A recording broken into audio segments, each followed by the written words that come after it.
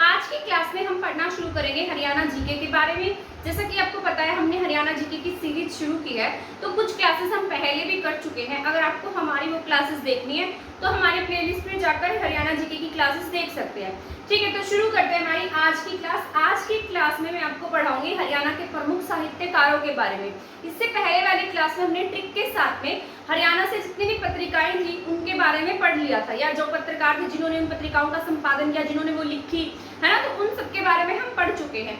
आज की जो हमारी क्लास है मोस्ट इंपोर्टेंट क्लास है आपकी। इसमें से एक क्वेश्चन आपके एग्जाम में जरूर आपके पहले एग्जाम हुए हैं, उन सभी एग्जाम में ये क्वेश्चंस जो हैं, मतलब इस तरीके के जो क्वेश्चन है ना, साहित्यकार ने कौन सा साहित्य लिखा है, तो ये जरूर से जरूर आपके एग्जाम में पूछा जाता है। अगर जाना थोड़ा सा इंपॉर्टेंट है, इसलिए मैं आपको ये चैप्टर पढ़ा रही हूँ और मैं ट्रिक के साथ में आसान तरीके से आपको इसके बारे में समझा दूंगी ताकि आपके एग्जाम में आए तो आप उसको टिक कर सके। ठीक है, तो शुरू करते हैं हमारी आज की क्लास का। सबसे पहला क्वेश्चन जो मैंने लिखा है, गुरु गोरखनाथ। ठीक है, गुरु गोरखनाथ वैसे तो हमारे हरियाणा से नहीं थे, ये महाराष्ट्र से बिलोंग करते थे, लेकिन फिर भी इन्होंने हरियाणा में काम किया या हरियाणा का साहित्य लिखा। ठीक है, हरियाणा के बारे में लिखा है, तभी इन्हें हम हरियाणा के साहित्यकारों में काउंट करते हैं या पढ़ते हैं। ठीक है, तो सबसे पहले मैंने लिखा है गुरु गोरखनाथ। ठीक है, गुरु गोरखनाथ ने राग लिखे हैं और भजन लिखे हैं। क्या लिखा है इन्होंने? राग और भजन। ठीक है, इन्होंने कितने राग लिखे? 49 राग जो है वो गुरु गोरखनाथ जी के द्वारा लिखे गए हैं। 182 पद लिखे हैं। ठीक है, जिस तरीके से आपके वो नहीं होते, मतलब हिंदी साहित्य में गद्य और पद्य होता है। पद्य जो पोएम्स की फॉर्म में लिखा जाता है, ठीक है, और गद्य क्या होता है जो ऐसे मतलब स्टोरी की फॉर्म में लिखा जाता है ना। तो इन्होंने क्या लिखे? 182 पद लिखे हैं और 49 क्या लिखे हैं? राग लिखे हैं, यानी कि 49 राग लिखे हैं। तो आपको ये याद रखना है। गुरु गोरखनाथ कहाँ से बिलोंग करते थे? महाराष्ट्र के रहने वाले थे, लेकिन हरियाणा का साहित्य भी इन्होंने लिखा है, राग लिखे हैं और पद लिखे हैं। ठीक है, राग कितने लिखे इन्होंने? 49, और पद कितने लिखे हैं? 182। ठीक है, 182 पद लिखे हैं इन्होंने। इसके बाद मोस्ट इंपोर्टेंट है आपका एग्जाम के पॉइंट ऑफ से बहुत ही ज्यादा जरूरी है, शायद ही कोई ऐसा एग्जाम रहा हो जिसमें ये क्वेश्चन आपसे ना पूछा गया हो। मैंने लिखा है राजा राम शास्त्री, और आप इनके बारे में जानते भी होंगे, हरियाणा के प्रथम उपन्यासकार जिन्होंने हरियाणा का पहला उपन्यास लिखा। ठीक है, कई बार पूछ भी लेता है कि हरियाणा का पहला उपन्यास बताएं, हरियाणा के पहले उपन्यासकार बताएं, या इनकी रचना पूछ लेगा और वो ऐसा पूछेगा कि किसके द्वारा लिखा गया है। तो मैंने यहाँ पर लिखा है राजा राम शास्त्री। राजा राम शास्त्री ने कौन सा उपन्यास लिखा? झाड़ूफिरी। तो सबसे पहला उपन्यास क्या है हमारा? प्रथम उपन्यास अगर पूछेगा तो हमारा प्रथम उपन्यास है झाड़ूफिरी। झाड़ूफिरी के बाद मैंने लिखा है फफ्फा कुटनी। क्या लिखा इन्होंने? फफ्फा कुटनी। और क्या लिखा इन्होंने? ईंख की खेती। क्या लिखा? ईंख की खेती। ठीक है, तो अब आप इसको भूल जाएंगे, मतलब जिस बच्चे ने हरियाणा जी की बिल्कुल भी नहीं पढ़ी है वो इसको भूल जाएगा। और मैं इसको थोड़ा ट्रिक के साथ में बता देती हूँ, थोड़ी सी फनी ट्रिक है, मैंने बस आपको याद करने के लिए ट्रिक बनाई है। ठीक है, ऐसा याद रखिए कि एक बच्चा था, वो बिल्कुल भी काम नहीं करता था। ठीक है, तो एक दिन उसकी मम्मी क्या कर रही थी? झाड़ू लगा रही थी, और झाड़ू लगाते लगाते उसकी मम्मी को इतना गुस्सा आया कि उसने उस बच्चे को क्या किया? कूट दिया। तो झाड़ू लेकर कूट दिया, तो उस बच्चे के ना मतलब इतनी ईगो पे लग गई, वो कहाँ चला गया? खेत में चला गया और ईख की खेती की उसने। किसकी खेती की? ईख की। ठीक है, और इतना पैसा कमाया कि क्या बन गया? राजा बन गया, है ना। तो राजा राम शास्त्री। अब आप इसको ऐसे याद रख सकते हैं, बच्चे की मम्मी झाड़ू लगा रही थी, झाड़ू लगाने पर उसे गुस्सा आया, अपने बच्चे को कूट दिया, बच्चे ने ईख की खेती की और वो क्या बन गया? अमीर बन गया, है ना, मतलब सॉरी राजा बन गया। तो राजा राम शास्त्री, झाड़ूफिरी, कुटा तो कुटनी, और ईख की खेती की तो ईख की खेती। ठीक है, तो आप इसको इसी तरीके से याद रखेंगे, राजा राम शास्त्री, झाड़ूफिरी, इसके बाद फफ्फा कुटनी और ईख की खेती। तो इनकी ये 3 रचनाएं हैं। पहला उपन्यास कौन सा इनका? झाड़ूफिरी है, ये बहुत बार एग्जाम में पूछा भी गया है। अगर प्रथम कहानीकार की बात की जाए तो पहले कहानीकार थे माधव प्रसाद मिश्र। क्या नाम था उनका? माधव प्रसाद मिश्र, जिन्होंने क्या लिखी? लड़की की बहादुरी। ठीक है, कहानी की बात की जाए तो क्या है? लड़की की बहादुरी। और उपन्यास की बात की जाए तो कौन सा उपन्यास होगा आपका? झाड़ूफिरी पहला उपन्यास है। कहानी कौन सी है? लड़की की बहादुरी, माधव प्रसाद मिश्र। ठीक है, राजा राम शास्त्री ने क्या लिखी है? झाड़ूफिरी लिखी, और कुटा तो कुटनी, फफ्फा कुटनी, और खेती की तो ईख की खेती। तो आपको ये तीनों रचनाएं याद रख लेनी है। ठीक है, इसके बाद है संत गरीबदास। ये भी आपके बहुत इंपॉर्टेंट है, आगे के 3-4 जो है वो आपके इंपॉर्टेंट रहेंगे और संत गरीबदास से रिलेटेड रहेंगे। ठीक है, संत गरीबदास जी जो थे ना, इनके बारे में एग्जाम में क्वेश्चन आता है। ये मेरे एग्जाम में ये क्वेश्चन आया था और मैंने इसको गलत टिक किया था। ठीक है, तो क्या नाम है इनका? संत गरीबदास। गरीबदास ने क्या लिखी है? अमृतवाणी। तो इस तरीके से वो क्वेश्चन पूछा गया था कि बताइए इसमें से अमृतवाणी की रचयिता कौन है। वहां पर गुरु नानक देव इस तरीके के नाम दिए गए थे, तो वहां पर कंफ्यूजन हो गया था। तो यहाँ पे अब तो भाई कहते हैं ना, हम अपनी गलतियों से ही सीखते हैं, है ना। तो अब तो मैं इनको बिल्कुल कभी भी गलत नहीं करूंगी, क्योंकि मैंने इनको इतने अच्छे से याद रख रखा है। ठीक है, तो संत गरीबदास कौन है? संत गरीबदास। संत गरीबदास ने क्या लिखी? अमृतवाणी लिखी है। क्या लिखी है? अमृतवाणी। सिखों जैसा नाम है ना, अमृतवाणी, है ना। और कैसी है? हरियाणवी भाषा में लिखी गई है। वैसे तो ये जो अमृतवाणी होती है ये आपके मतलब पंजाबी भाषा में लिखी जाती है, और इन्होंने क्या लिखा? हरियाणवी भाषा में एक पुस्तक लिखी जिसका नाम है अमृतवाणी, और किसने लिखी है? संत गरीबदास ने। तो इसको इस तरीके से याद रख लीजिएगा, गरीब थे परंतु फिर भी अमृत में कितनी मतलब मधुरता थी, या वाणी में इतनी अमृतता थी, यानी कि मधुरता या वाणी में अमृतता याद रखना, क्योंकि हमारी यही है और हमें यही याद रखना है, ठीक है। तो गरीबदास, गरीब थे फिर भी अमृत, वाणी में क्या थी? अमृतता थी, ठीक है। गरीब होने के बाद वाणी में अमृतता थी, ठीक है। तो अमृतवाणी किसने लिखी? गरीबदास ने। तो आप इसको ऐसे याद रखेंगे, संत गरीबदास ने अमृतवाणी लिखी, और कौन सी भाषा में लिखी? हरियाणवी भाषा में। हम हरियाणा के बारे में पढ़ रहे हैं तो भाषा भी ज्यादातर आपको हरियाणवी ही देखने को मिलेगी, ठीक है। तो गरीबदास ने क्या लिखा है? अमृतवाणी लिखी है। गरीब थे, वाणी और अमृत, ऐसे याद रखना, गरीब, वाणी और अमृत, ठीक है। इसके बाद इनका जो जन्म है ना वो कहाँ हुआ था? झज्जर में हुआ था, और कब हुआ? 1717 में। इनके जन्म के बारे में भी पूछ लेता है कि इनका जन्म कहाँ पर हुआ था, तो कहाँ हुआ? झज्जर में। और कब हुआ था? 1717, यानी कि 1717 में, 1717 में इनका जन्म हुआ था। मैंने लिखा है मोस्ट इंपोर्टेंट जैतराम, ठीक है। जैतराम कौन थे? जैतराम जो थे ना वो गरीबदास के पुत्र थे। कौन थे? जैतराम गरीबदास के बेटे थे, और इन्होंने भी बहुत कुछ अपने पिताजी से सीखा है, तभी तो ये साहित्यकार बने, क्योंकि इनके पिताजी क्या करते थे? साहित्य लिखते थे, और वही गुण इनमें भी आ गया। इन्होंने भी क्या लिखा? साहित्य लिखा है। अब पढ़ लेते हैं। इन्होंने 25 पुस्तकों की रचना की है। कितनी पुस्तकें लिखी इन्होंने? 25 पुस्तकें, ठीक है। तो आपको याद रखना है जैतराम ने क्या लिखा है? 25 पुस्तकें लिखी है। ऐसे याद रखना, अपने पिता के मार्गदर्शन पर चलते हुए इन्होंने साहित्य को आगे बढ़ाया, और इन्होंने क्या लिख दी? 25 पुस्तकें लिख दी, ठीक है। तो जैतराम ने कितनी पुस्तकें लिखी हैं? 25 पुस्तकें लिखी हैं। गरीबदास ने वाणी अमृत, यानी कि अमृतवाणी लिखी है, ठीक है। इसके बाद है संत नित्यानंद। नित्यानंद से पहले मैं आपको दयाल दास के बारे में बता देती हूँ, क्योंकि वो जो है ना इनसे रिलेटेड है, ठीक है। इसके बाद हम नित्यानंद जी के बारे में भी पढ़ लेंगे। इसके बाद मैंने लिखा है दयालदास। दयालदास कौन है? दयालदास जो थे ना, मतलब ऐसा याद रखिए, जैतराम और दयालदास दोनों दोस्त थे, ठीक है। मतलब याद करने का तरीका बता रही हूँ, क्योंकि वो किसके समकालीन थे? दयालदास जो थे ना वो जैतराम के क्या थे? समकालीन थे, और गरीबदास को क्या मानते थे? अपना गुरु मानते थे, तभी तो इनके गुरु थे। देखो, दयालदास और जैतराम दोनों दोस्त हो गए, तो इनके पिताजी क्या लिखते थे? साहित्य लिखते थे, है ना। तो दोस्त होने के बाद ये कहाँ जाते? इनके पिताजी के पास जाते, और क्या लिखते थे? साहित्य लिखा करते थे, यानी कि साहित्य लिखना सीखते थे। तो दयालदास ने और जैतराम दोनों मित्र थे, और किसके पास जाते? गरीबदास के पास, यानी कि गरीबदास क्या थे? इनके गुरु थे। तो आप इसको इस तरीके से याद रखिएगा, जैतराम और दयालदास, ठीक है। दयालदास और जैतराम दोनों क्या थे? मित्र थे, और अपने पिता यानी कि जैतराम के पिता कौन थे? गरीबदास, उनसे क्या सीखते थे? साहित्य सीखा करते थे। तो दयालदास ने क्या लिखा है? ये क्या थे? मैंने लिखा भी है, जैतराम के समकालीन थे। समकालीन मतलब वो होता है कंटेम्परेरी, जो उनके बराबर चले, ठीक है। तो क्या होगा? वो समकालीन होगा। जैसे जो दोनों का टाइम पीरियड जो होता है ना वो सेम होता है, तभी हम उसे क्या कहते हैं? समकालीन है वो। इसके बाद मैंने लिखा गरीबदास के क्या थे? भक्त थे। गरीबदास के भक्त थे, मतलब इनको गुरु मानते थे, है ना। भक्त तभी होंगे। इसके बाद इन्होंने रचना कौन सी लिखी है? विचार प्रकाश। कौन सी रचना लिखी इन्होंने? विचार प्रकाश। इसको कैसे याद रखेंगे मैं बता देती हूँ, दयाल और विचार। देखो, जिसके विचारों में दयालुता होगी, जो काइंडनेस को ज्यादा बढ़ावा देगा, उसके विचारों में क्या आ जाएगा? प्रकाश आएगा, है ना। जैसे में महात्मा बुद्ध थे, बहुत दयालु प्रवृत्ति के थे ना, तभी उन्होंने क्या किया?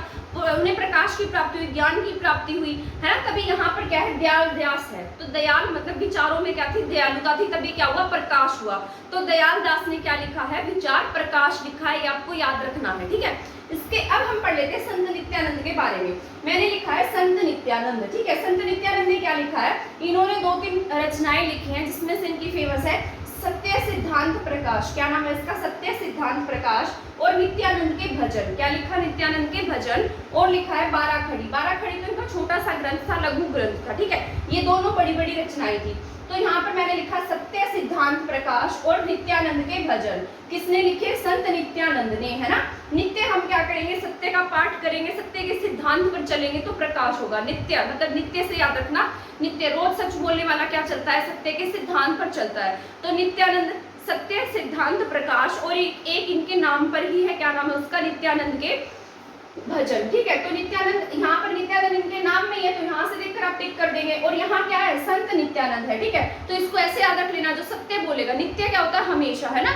जो नित्य सच बोलता है उसके सिद्धांतों में प्रकाश आता है। और वो क्या था? दयाल प्रकाश, ठीक है, दयालु प्रकाश था, उनके विचारों में प्रकाश आएगा। जो दयालु थे उनके विचारों में प्रकाश आएगा। और जो नित्य सच बोलेंगे, तो सच बोलना भी तुम्हारा एक प्रिंसिपल होता है, सिद्धांत होता है ना, तो नित्य सच बोलने वाले सिद्धांत प्रकाश होगा। और नित्यानंद क्या इनके भजन है, नित्यानंद के भजन। और इन्होंने क्या लिखी, 12 खड़ी लिखी है। ये तो बस 12 खड़ी में लिखा है, तो ये आपका मतलब इतना इंपॉर्टेंट नहीं है, दोनों क्या थे, बहुत इंपॉर्टेंट थे। इसके बाद है गुलाम कादिर, शायद आपको ना दिखाई दे रहा हो तो मैंने नीचे लिखा है गुलाम कादिर।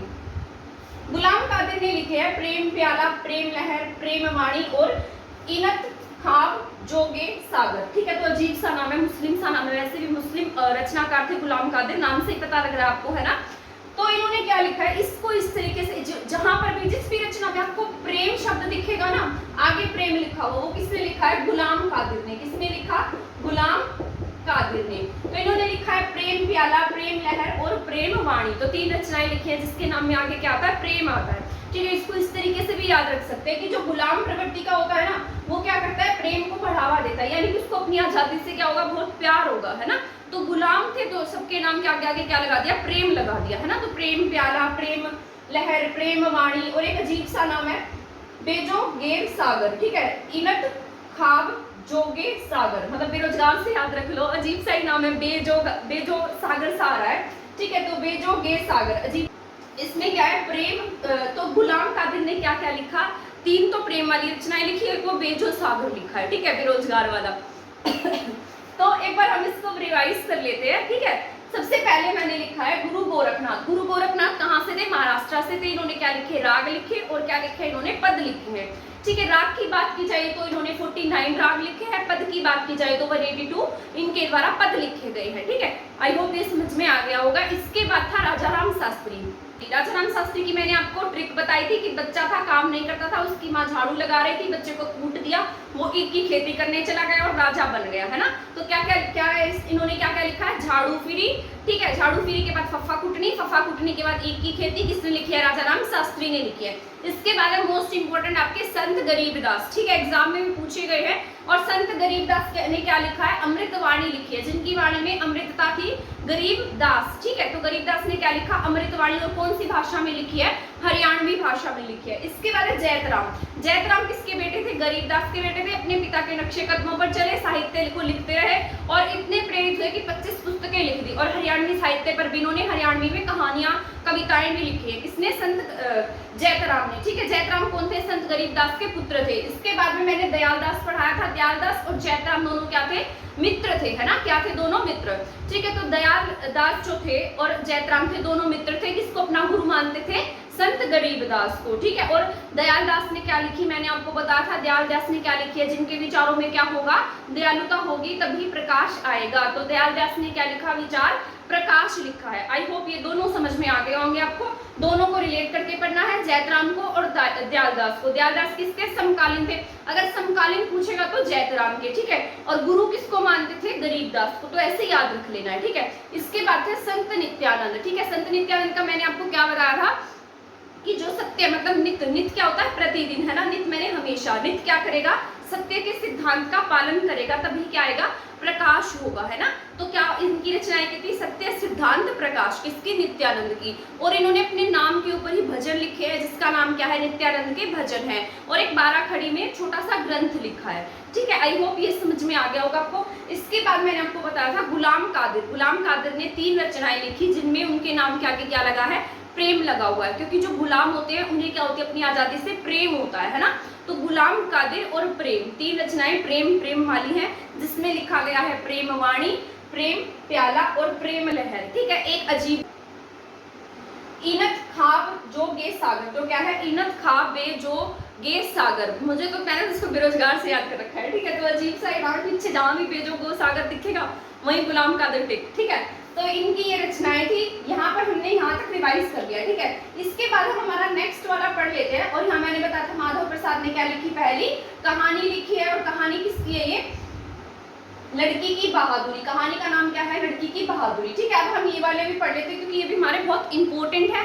इसको भी फिर हम एक बार रिवाइज कर लेंगे, और याद करेंगे ना, तो पहले इस क्लास को देख लीजिएगा, बाद में अपने आप इसको लिखकर देखने की कोशिश कीजिएगा, ताकि आपको वो ज्यादा याद रह सके। अगर साथ साथ इसको टेपेंगे ना, तो फिर याद नहीं होगा, ठीक है। तो मैंने लिखा है सादुला। सादुला क्या है? सादुला किसने लिखी?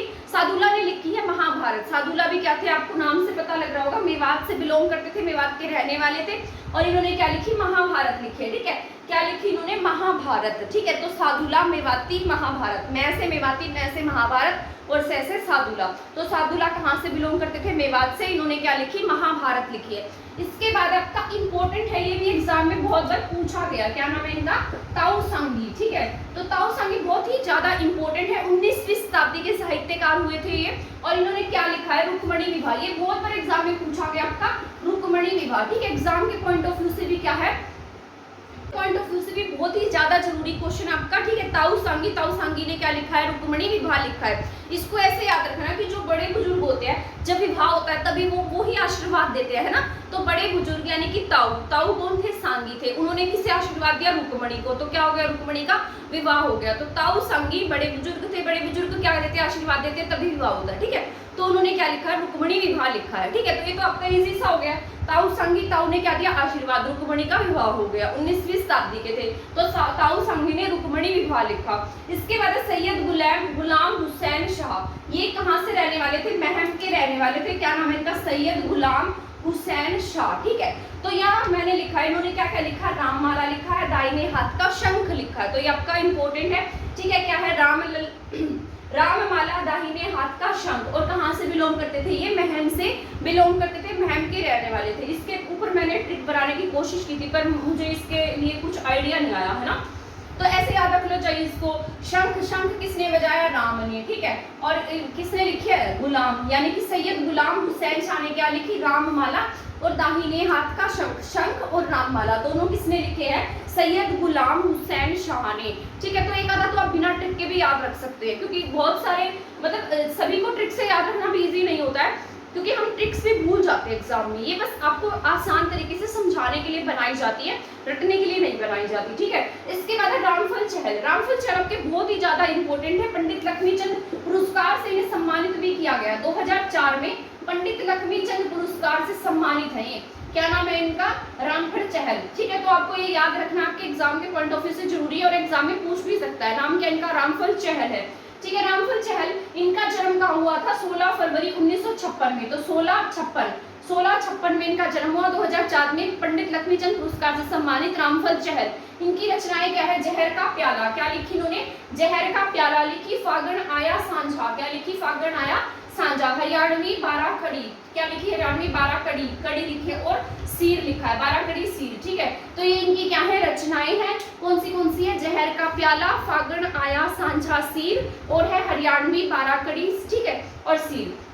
तो ये आपको याद रख लेना है। रामफल चहल 2004 में इन्हें क्या मिला है? पंडित लक्ष्मीचंद पुरस्कार मिला। 16 फरवरी 1956 को जन्म हुआ है इनका। ठीक है, और भिवानी के नीमड़ी गांव में पैदा हुए थे। कहाँ पैदा हुए हैं? भिवानी के नीमड़ी गांव में। तो ये आपको याद रख लेना है। इनकी रचनाएं क्या है? जहर का प्याला है। ठीक है, जहर का प्याला, सांझा आया, फागण आया सांझा सीर, और हरियाणवी 12 कड़ी। तो ये 3 रचनाएं आपको याद रखनी है। ठीक है, इसके बाद है अली बख्श। अली बख्श का मैं आपको बता देती हूँ। अली बख्श का जो जन्म है ना, वो कहाँ हुआ था? रेवाड़ी में हुआ था।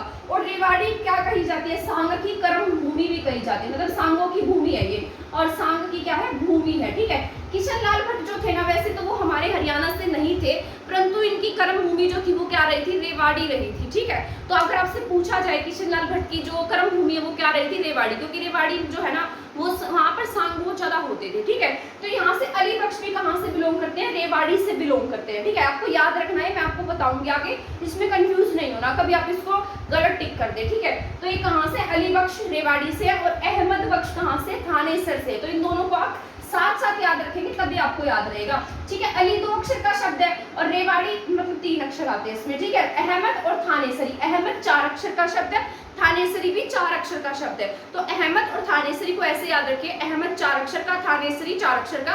तो अहमद बख्श थानेसरी कहाँ से बिलोंग करते हैं? आपके थानेसर से। ठीक है, थानेसरी नाम में आ गया, तो थानेसर यानी कि कुरुक्षेत्र से। तो ऊपर वाले यानी कि अली बख्श को याद करने की फिर आपको जरूरत नहीं पड़ेगी, रेवाड़ी से बिलोंग करते हैं। ठीक है, इन्होंने रचनाएं लिखी है तमाशा, राजा नल, पद्मावत, कृष्ण लीला। ठीक है, इसको भी बता देती हूँ मैं ट्रिक से। कुछ क्वेश्चंस की मतलब एक तो है ऐसे जिनकी ट्रिक्स नहीं बन पाई है, पर जिनकी बनी है उनकी मैंने कोशिश की कि आपको अच्छे से समझा पाऊँ, ठीक है।